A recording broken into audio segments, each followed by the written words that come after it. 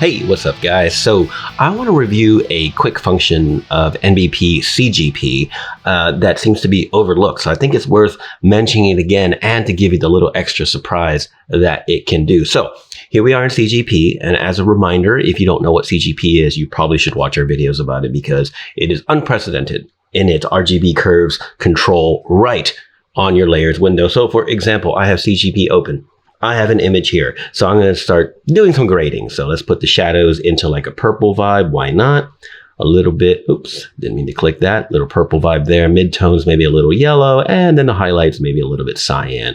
Let's say I like that. Don't forget, you can play with other things too, like increasing the range of the cyan in terms of the highlights, increasing the shadows, or decreasing them if you want them a little less intense.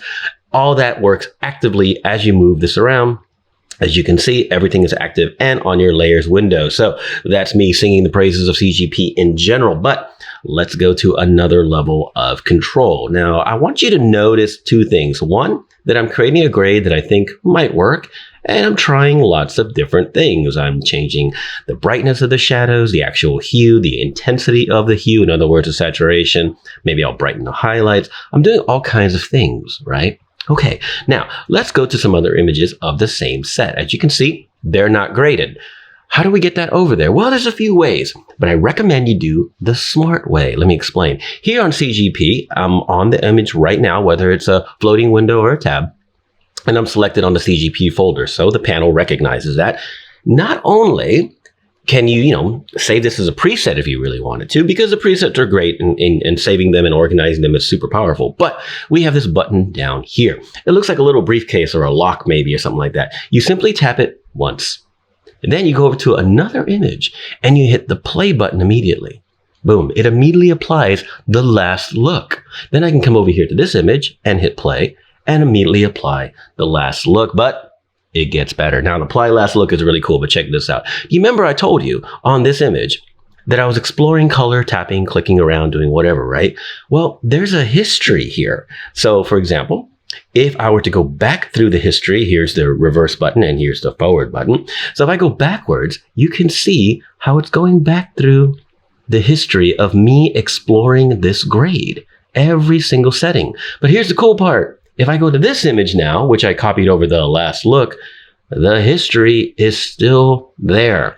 So you don't just copy over the last look, you copy the full history. Now, is that useful to you? Potentially. You might be able to go back and go, you know what? Now that I see it on this image of the set, I liked what I previously had before. Who knows how it could be useful for you? If nothing else, though, I want to make people aware of that because it's not super obvious. A lot of people don't realize that.